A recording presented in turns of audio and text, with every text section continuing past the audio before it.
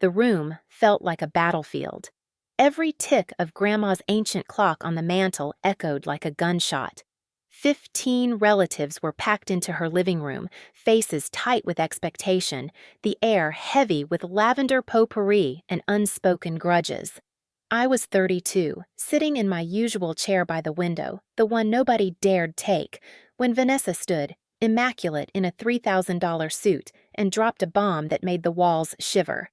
$6,800, she announced, voice sharp and cold like a judge passing a verdict. Effective next month. Some relatives smirked, others shuffled in discomfort. Me? I stayed calm, a secret fire burning inside, because I knew something Vanessa didn't. Before I reveal how I flipped that moment, and the building, let me take you back to the years that forged me. Being Vanessa's younger sister meant living in a shadow so dark it swallowed me whole. She was the golden one. Harvard Law, summa cum laude, partner by 35. I, a state school grad with a property management degree, assistant manager at a mid-sized firm, ordinary, invisible. Every family gathering was the same torment. Did you hear? Vanessa closed a $10 million deal. Someone gushed. Heads turned, sympathy ready for me. And Olivia. You're still at that property job? Yes, I was. I loved walking through buildings, analyzing values, seeing potential no one else could. But fascination didn't count for anything in my family. To Vanessa, I was the underachiever, needing guidance, correction, tough love. For 5 years, I rented a 2-bedroom on Riverside Drive, one of Grandma's old buildings. Vanessa managed it pro bono, reminding me constantly of her generosity. My rent? $2,200. Market rate? $2,400. Not much of a discount, but she never let me forget. Most people in your salary range couldn't afford this neighborhood, she would smirk. I believed her, paid every month, endured the broken dishwasher, the winter without heat. Grateful, small, silent. But 3 years before that fateful day, a secret began brewing, something Vanessa never saw coming. While Grandma was alive, I helped her with finances every Sunday. Sharp at 80 plus, she trusted me to organize her investments. One evening, she pressed a card into my hand. Your sister means well, she whispered, but she doesn't see everything. Sometimes the quiet ones are the smartest. Remember that I didn't understand then. But months later, after her passing, Grandma's personal lawyer called. She had left me something, hidden from the main estate, enough to turn the game upside down. Back to that Tuesday. Vanessa, pen in hand, legal pad ready, declared my doom. Your rent has been $2,200, far below market, she said, clicking through color graphs. Comparable units are $6,800. I've subsidized you $240,000. Aunt Patricia gasped. Vanessa, you're such a saint! Vanessa smiled, basking in applause that never came. I don't want praise, she said. I want fairness. Olivia, you're 32. Time to stand on your own. Next month, rent is $6,800. The room froze. 15 faces, no defenders. Not after 5 years of on-time payments. Not after helping Grandma while Vanessa chased deals. She slid the lease toward me. I stared at the paper, then at my phone. One text sent 20 minutes ago, answer already received. On my way. Documents ready, I was no longer the silent sister. And Vanessa? She thought my quiet meant surrender. She couldn't have been more wrong.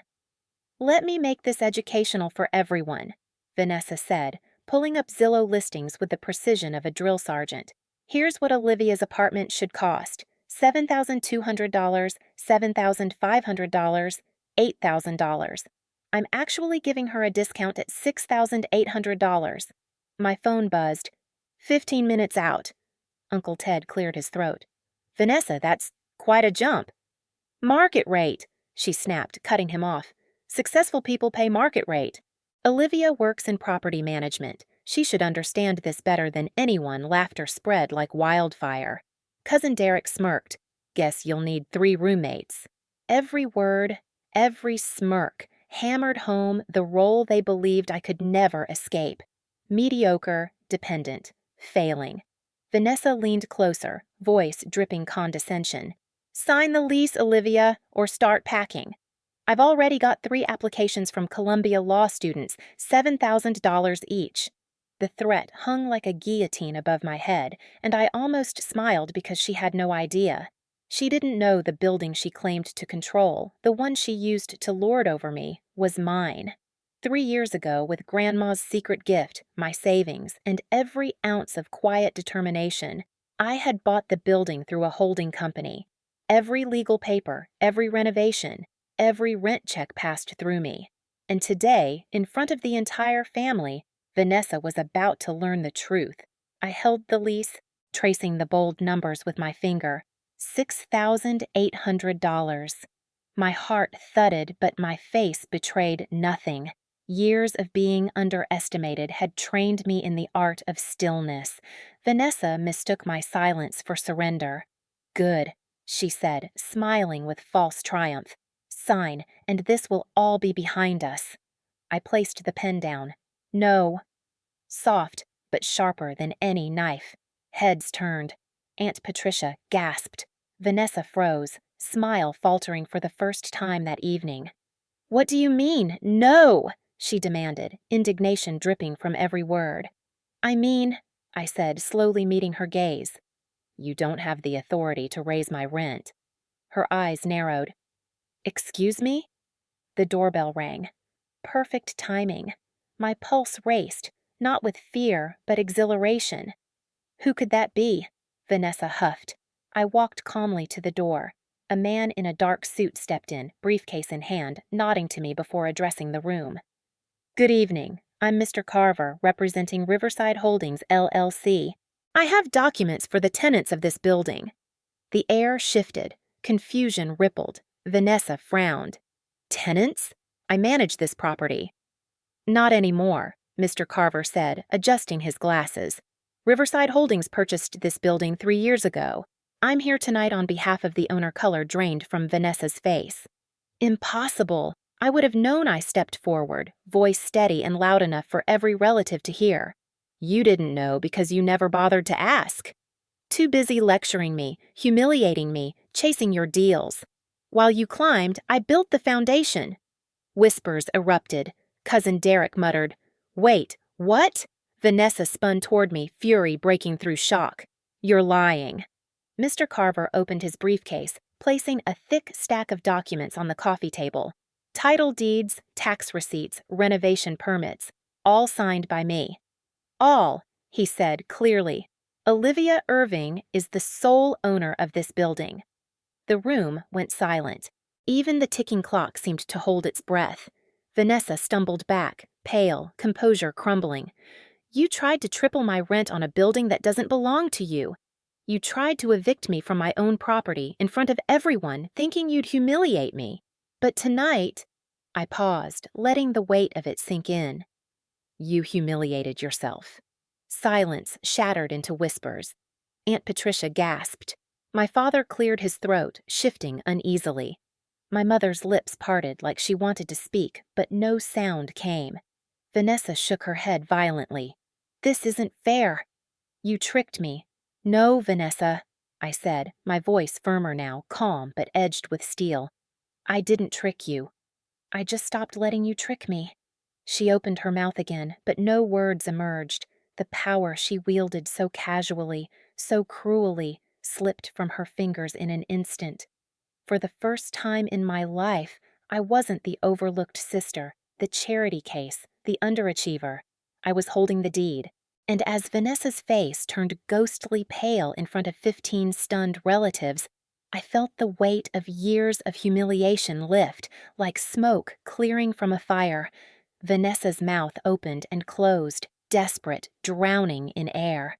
The relatives who once nodded along with her lectures now squirmed, suddenly aware of their complicity. No one rushed to defend her. No one dared. "You can't do this," she stammered finally, voice trembling, a note of fear threading through her usual arrogance. "You can't just take everything from me." I tilted my head, calm in a way only years of swallowed pain can forge. I didn't take anything from you, Vanessa. You never had it to begin with. Her face twisted. But Grandma left me in charge. She trusted me. She trusted you to manage, not to own, I replied evenly. She trusted me with something bigger. And while you performed for everyone, I listened. Mr. Carver, the lawyer, cleared his throat, adjusting his papers. If I may, he said, glancing around. Miss Olivia Irving has been the legal owner since the purchase 3 years ago. Every tenant in this building pays rent directly to her holding company, including, technically, his eyes flicked to Vanessa, your unit. A gasp shot through the room, sharp and theatrical. Vanessa staggered back. My unit? She repeated, horrified. I folded my arms, the years of belittlement hardening my words into steel. Yes, Vanessa. You raised my rent in a building where you are the tenant. Do you understand now? Aunt Patricia whispered. Oh, my heavens. While Uncle Ted muttered something about karma. Even Derek stayed silent, smirk gone. Vanessa's composure shattered entirely. This isn't possible. I won't pay a cent. You'll pay or you'll leave. I cut her off, voice steady, unwavering. The same choice you so gleefully gave me. She scanned the room for support. None came. My parents sat frozen, Mother's hand gripping her wineglass so tightly I thought it might shatter, Father's jaw working, words trapped behind disbelief. For the first time, they couldn't shield her. I leaned closer, voice low but audible to everyone. You thought you could crush me. Humiliate me. But here's the truth, Vanessa. While you were climbing above me, I was already standing higher than you knew. Her lips trembled. You're cruel. No, I whispered, letting each word land like a gavel. I'm finally done being your victim. Mr. Carver snapped his briefcase closed. That concludes my business for tonight. Good evening. He shook my hand, nodded to the stunned family, and left. The silence was deafening. Vanessa collapsed into her chair, posture broken, eyes glassy. I turned, walking to the door, 15 years of belittlement finally sliding off my shoulders. I didn't need applause. I didn't need approval. The look on Vanessa's pale face, the silence of those who once laughed with her, was enough. Stepping into the cool night, I realized something profound. Revenge had never been my plan. Survival had. But sometimes, survival itself becomes justice. The night air kissed my skin, faint rain scent carried by the wind. I looked up at the windows of my building, the building where Vanessa tried to crush me.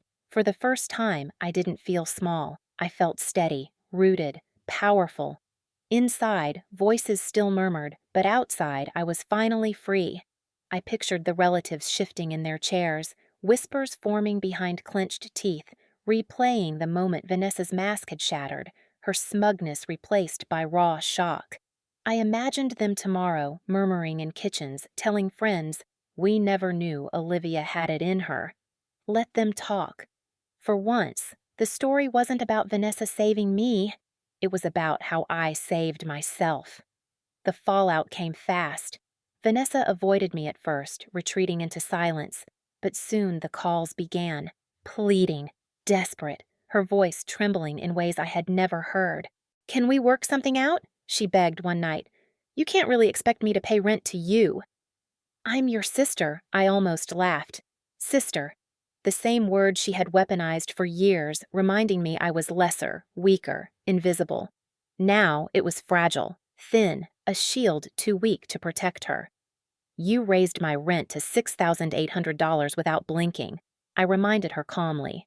Why should I treat you differently? Silence answered for her. Then came my parents. Mother's brittle, cold voice called, You've humiliated your sister. Do you know what you've done to this family's reputation? I let it hang before replying. Do you know what you did to me all those years? You stood by while she belittled me, treated me like a burden, not blood. You didn't care about reputation then. You cared about appearances. Now, the appearance is just the truth. She hung up. I didn't cry. I didn't crumble like I would have before. I leaned into my life, every brick of it my own. I managed tenants with care, reinvested, upgraded the building, painted warm colors that carried Grandma's touch. When neighbors stopped to thank me for fixing what Vanessa had neglected, pride swelled in my chest. One evening, locking the lobby, I saw Vanessa on the sidewalk, arms crossed, pale under the streetlight. She didn't speak at first, only searched my face, looking for the sister who used to shrink when she raised her voice. Finally, she whispered, "You've changed." I met her gaze without flinching. "No, Vanessa, I've just stopped letting you control the story." Her eyes widened, words stuck in her throat, sharper than any anger could be. She opened her mouth, tried to argue, tried to fight, but nothing came out. She turned, heels clicking against the pavement, fading into the night. I stayed, breathing in the quiet. For the first time in years, I felt free, not from her alone, but from needing her approval. My life was mine, built brick by brick, deed by deed, choice by choice. That freedom was more powerful than revenge. It was justice, and it was mine. If this story touched you, take this with you. You are not defined by voices that underestimate you. You are not bound to roles others impose. Sometimes the greatest power is the courage to own your story and stand tall, no matter who tries to cut you down. If Olivia's journey inspired you, like this video, share it with someone who needs to hear it, and subscribe for more stories of resilience, betrayal, and quiet victories. Leave your story in the comments. I want to know how you found your own strength.